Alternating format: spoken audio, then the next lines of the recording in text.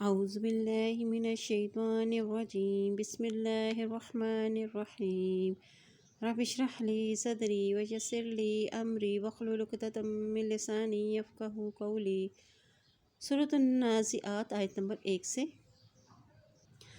والنازعات غرقا، قسم ہے ان فرشتوں کی جو کھینچنے والے ہیں ڈوب کر۔ والنازعات، نزع کی معنی ہے سختی سے کھینچنا، کسی چیز کو کھینچ کر نکالنا۔ غرقا، ڈوب کر، یعنی یہ جان نکالنے والے فرشتوں کی صفت ہے۔ فرشتے کافروں کی جان سختی سے نکالتے ہیں اور جسم کے اندر ڈوب کر ایک ایک رگ سے کھینچ کر روح کو نکال لیتے ہیں۔ ان کی یہ سختی کافروں کے لیے سخت اور مومنوں کے لیے آسانی سے روح نکالتے ہیں۔ والناشطات نشطا، قسم ہے ان فرشتوں کی جو آسانی سے نکالنے والے ہیں نکال لینا۔ والناشطات، نشط کی معنی ہے گرہ کھول دینا، یعنی مومن کی جان فرشتے بسہولت نکالتے ہیں جیسے کسی چیز کی گرہ کھولی جائے۔ والسابحات سبحا، اور قسم ہے ان فرشتوں کی جو تیرنے والے ہیں تیرنا۔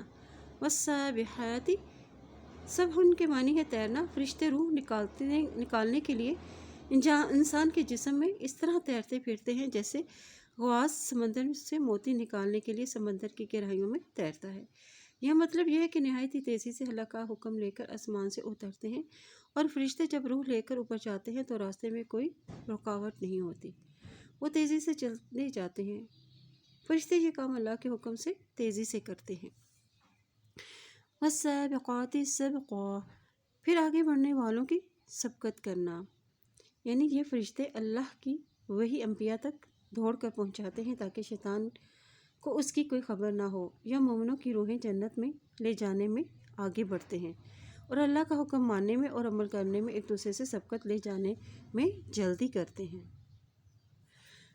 فالمدبرات امرا، پھر تدبیر کرنے والوں کی کام کی، یعنی اللہ نے جو کام ان کے سپرد کیے ہیں وہ اس کی تدبیر کرتے ہیں۔ اصل مدبر تو اللہ ہی ہے۔ جب اللہ اپنی حکمت کے تحت فرشتوں کے ذریعے سے کام کرواتے ہیں تو انہیں بھی مدبر ہی کہہ دیا جاتا ہے۔ اس اعتبار سے یہ پانچوں صفات فرشتوں کی ہیں، اور ان فرشتوں کی اللہ نے قسم کھائی ہے۔ یوم ترجف الراجفہ، اور جس دن کانپے کی کانپنے والی، تتبعها الرافدۃ، اور پیچھے آئے گی اس کے پیچھے آنے والی، یعنی یہ نفخہ اولا ہے جسے نفخہ فنا کہتے ہیں، جس سے سارے کائنات کانپ اٹھے گی اور لرز اٹھے گی، اور دوسرا نفخہ پہلے نفخے سے 40 سال کے بعد ہوگا۔ تتبعها الرادفۃ، یعنی پیچھے آئے گی اس کے پیچھے آنے والی سے مراد ہے کہ اس لیے کہتے ہیں اسے رادفہ، یعنی یہ پہلے نفخے کے بعد ہوگا۔ مراد اس سے کہ قیامت کا زلزلہ ایسی چیز ہے، اس میں ایک یا دو نہیں بلکہ جھٹکوں پر جھٹکے ہوں گے جس سے ساری کائنات ختم ہو جائے گی۔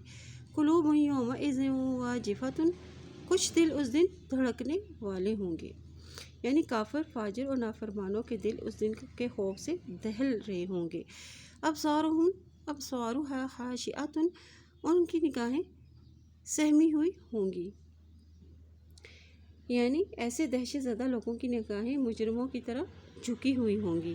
یقولون انا لمردودون فی الحافرۃ، وہ کہتے ہیں کیا بے شک ہم البتہ پھیرے جانے والے ہیں پہلی حالت میں۔ فی الحافرۃ، یعنی پہلی حالت کو کہتے ہیں زندگی والی حالت۔ یہ منکرین قیامت کا قول ہے کہ کیا پھر ہم دوبارہ زندہ کیے جائیں گے جس طرح مرنے سے پہلے تھے، ہمیں پہلی حالت میں لایا جائے گا۔ اَإِنَّا كُنَّا عِظَامًا نَخِرَةً، کیا جب ہوں گے ہم ہڈیاں گلی سڑی، یعنی یہ انکار قیامت کی مزید تاکید ہے کہ ہم کس طرح زندہ کیے جائیں گے جب کہ ہماری ہڈیاں پوسیدہ اور ریزہ ریزہ ہو جائیں گی۔ قَالُوا تِلْكَ إِذًا كَرَّةٌ خَاسِرَةٌ، انہوں نے کہا یہ تب واپسی ہے خسارے کی، یعنی اگر واقعی ایسا ہوا جیسا کہ محمد صلی اللہ علیہ وسلم فرماتے ہیں پھر تو یہ دوبارہ زندگی ہمارے لیے سخت ہی نقصان دہ ہوگی۔ فَإِنَّمَا هِيَ زَجْرَةٌ وَاحِدَةٌ، تو بے شک وہ ایک ڈانٹ ہے، بس ایک ہی، یعنی اللہ کو دوبارہ اٹھانے کے لیے کوئی مشکل نہ ہوگی، صرف ایک ڈانٹ ہی ہوگی تو سب قبروں سے باہر نکل آئیں گے۔ فَإِذَا هُم بِالسَّاخِرَةِ تو اچانک وہ میدان میں ہوں گے۔ بالساحرہ سے مراد ہے زمین کی سطح یعنی میدان میں۔ زمین کی سطح کو ساحرۃ اس لیے بھی کہا جاتا ہے کہ تمام جانداروں کا سونا اور بیدار ہونا اسی زمین پر ہوتا ہے۔ بہرحال یہ قیامت کی منظر کشی ہے کہ ایک ہی نفخے سے سب لوگ ایک میدان میں جمع ہو جائیں گے۔ هل اتاک حدیث موسیٰ کیا آئی تیرے پاس بات موسیٰ کی علیہ السلام کی؟ اذ ناداہ ربہ بالوادی المقدس طویٰ جب پکارا اس کو اس کے رب نے مقدس وادی طویٰ میں۔ یعنی یہ اس وقت کا واقعہ ہے جب حضرت موسیٰ علیہ السلام مدین سے واپسی پر آگ کی تلاش میں کوہ طور پر گئے تھے، تو وہاں اللہ تعالیٰ نے حضرت موسیٰ علیہ السلام سے کلام کیا۔ ہم کلامی کا مطلب نبوت اور رسالت سے نوازا، یعنی موسیٰ علیہ السلام آگ لینے گئے تو اللہ تعالیٰ نے انہیں رسالت سے نوازا۔ اذهب إلى فرعون إنه طغى کہ جاؤ فرعون کی طرف، بے شک وہ سرکش ہو گیا ہے، یعنی کفر اور تکبر میں حد سے تجاوز کر گیا ہے۔ فَقُلْ هَلْ لَكَ إِلَىٰ أَن تَزَكَّىٰ بس کہو کیا تیرے لیے ہے طرف اس بات کے کہ تو پاکیزگی اختیار کرے، یعنی کیا تو ایسا راستہ یا طریقہ پسند کرتا ہے جس سے تیری اصلاح ہو جائے، اور وہ یہ کہ تو مسلمان اور مطیع ہو جا۔ وَأَهْدِيَكَ اور میں رہنمائی کروں گا، إِلَيَّ رَبِّكَ تیرے رب کی طرف سے، فَتَخْشَىٰ تاکہ تو ڈرے، یعنی میں تیری رہنمائی کروں گا تاکہ تو اپنے رب سے ڈرے۔ اللہ کا خوف اسی دل میں پیدا ہوتا ہے جو ہدایت پر چلنے والا ہوتا ہے۔ فَأَرَاهُ الْآيَةَ الْكُبْرَىٰ بس دکھائی اس کو بڑی نشانی، یعنی بڑی نشانی سے مراد عصا اور ید بیضا ہے، یعنی موسیٰ علیہ السلام نے اپنی صداقت کی دلائل پیش کیے جو اللہ تعالیٰ نے کی طرف سے انہیں عطا کیے گئے تھے۔ فَكَذَّبَ وَعَصَىٰ تو اس نے جھٹلا دیا اس کو اور نافرمانی کی۔ تو فرعون نے ان کے دلائل دیکھ کر کیا کہا؟ تو بڑی نشانیاں اور دلائل دیکھ کر اس نے اس کی کوئی پرواہ نہ کی، کوئی اثر قبول نہ کیا، بلکہ تکذیب اور نافرمانی کے ہی راستے پر گامزن رہا۔ ثم ادبر یسعیٰ پھر اس نے پیٹھ پھیری اور دوڑتے ہوئے، یعنی اس نے ایمان و اطاعت سے اعراض ہی نہیں کیا بلکہ زمین پر فساد بھی برپا کیا اور موسیٰ علیہ السلام کا مقابلہ کرنے کی بھی کوشش کرتا رہا۔ چنانچہ جادوگروں کو جمع کر کے ان کا مقابلہ حضرت موسیٰ علیہ السلام سے کرایا تاکہ موسیٰ علیہ السلام کو جھوٹا ثابت کر سکے۔ فحشر فنادی پھر اس نے اٹھایا اور پھر پکارا، یعنی موسیٰ علیہ السلام کو ناکام کرنے کے لیے مکر و فریب کیا، ایک قوم ایک لشکر اور جادوگروں کو جمع کر لیا۔ فقال انا ربکم الاعلیٰ پھر کہا کہ میں تمہارا رب ہوں سب سے اعلیٰ، یعنی اس نے تکبر کیا۔ فأخذہ اللہ نکال الآخرۃ والأولیٰ تو پکڑ لیا اس کو اللہ نے آخرت کے عذاب میں اور دنیا کے عذاب میں، یعنی اللہ نے اس کی ایسی گرفت فرمائی کہ اسے دنیا میں آنے والوں کے لیے نشانی عبرت بنا دیا اور قیامت کا عذاب اس کے علاوہ ہے۔ ان فی ذلک لعبرۃ لمن یخشیٰ یقیناً اس میں البتہ ایک نصیحت ہے واسطے اس کے جو وہ ڈرتا ہو۔ اس میں نبی صلی اللہ علیہ وسلم کو بھی تسلی اور کفار کو بھی تنبیہ ہے کہ اگر انہوں نے گزشتہ لوگوں کے واقعات سے عبرت نہ پکڑی تو ان کا انجام بھی فرعون کی طرح ہو سکتا ہے۔ اَأَنتُمْ أَشَدُّ خَلْقًا أَمِ السَّمَاءُ بَنَاهَا کیا تم زیادہ سخت ہو تخلیق میں یا آسمان اس نے بنایا ہے اس کو؟ یہ کفار مکہ سے خطاب ہے کہ جو اللہ اتنے بڑے آسمان کو پیدا کر سکتا ہے اس کے لیے تمہارا دوبارہ زندہ کر دینا کون سا مشکل ہے؟ کیا تمہیں دوبارہ پیدا کرنا آسمان بنانے سے بھی زیادہ مشکل ہے؟ رفع سمکہا فسواہا اٹھایا اس کی بلندی کو اور پھر درست کیا اس کو۔ وأغطش لیلہا وأخرج ضحاہا اور ڈھانک دیا اس کو اس کی رات کو اور نکالا اس کی صبح کو۔ والارض اور زمین کو بعد اس کے بعد ذالک دحاہا اور اس نے بچھا دیا اس کو، یعنی زمین کو ہموار بنایا تاکہ اس پر انسان و حیوان رہ سکیں۔ اخرج منہا ماءہا ومرعاہا اور اس نے نکالا اس کو اس کا پانی اور اس کا چارہ۔ والجبال ارساہا اور پہاڑوں کو اس نے گاڑ دیا اس میں، یعنی زمین میں سے پیدا ہونے والی خوراک کو زمین کے اندر سے ہی رکھا اور پہاڑوں کو زمین میں میخوں کی طرح گاڑ دیا تاکہ زمین ہل نہ سکے۔ متاعا لکم ولانعامکم، فائدے کی چیزیں ہیں تمہارے لیے اور تمہارے مویشیوں کے لیے۔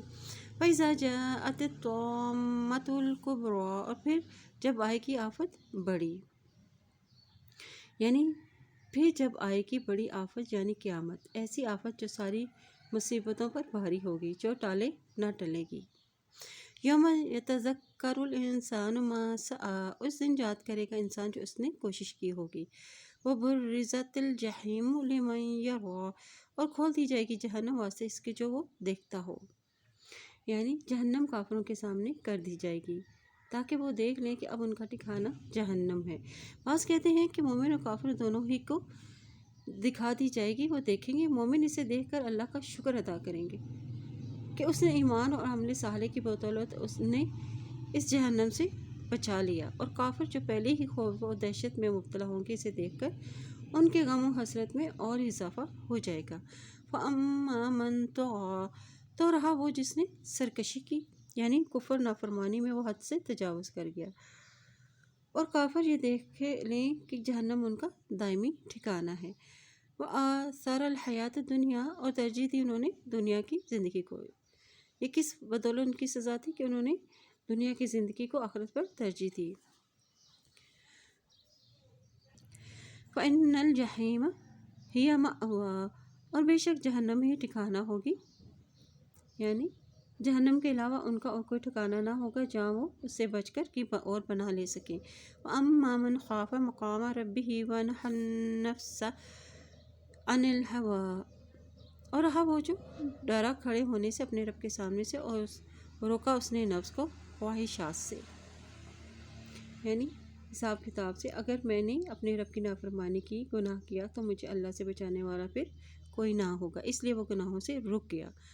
اور کیا کیا؟ وَنَهَى النَّفْسَ عَنِ الْهَوَىٰ، اس سے مراد گناہوں سے، حرام کاموں سے وہ رک گیا۔ جو انسان اللہ کی اطاعت کی طرف بڑھتا ہے تو وہ خواہش نفس کو ترک کر دیتا ہے۔ خواہش نفس سے کیسے بچا جائے؟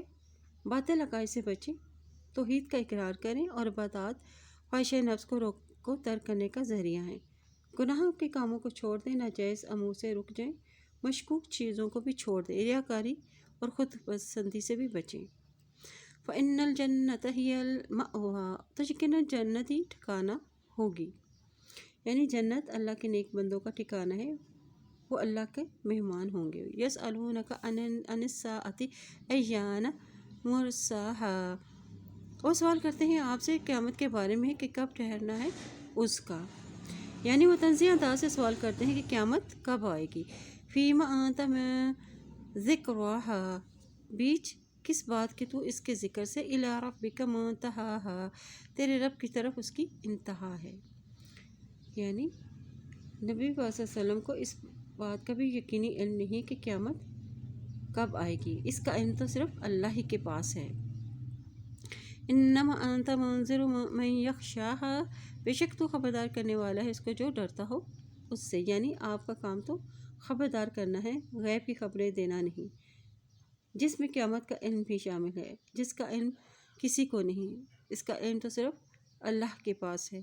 كَأَنَّهُمْ يَوْمَ يَرَوْنَهَا لَمْ يَلْبَثُوا إِلَّا عَشِيَّةً أَوْ ضُحَاهَا، گویا کہ وہ جس دن وہ دیکھ لیں گے اس کو تو وہ کہیں گے کہ گویا کہ وہ نہیں ٹھہرے مگر شام کا وقت یا اس کی صبح۔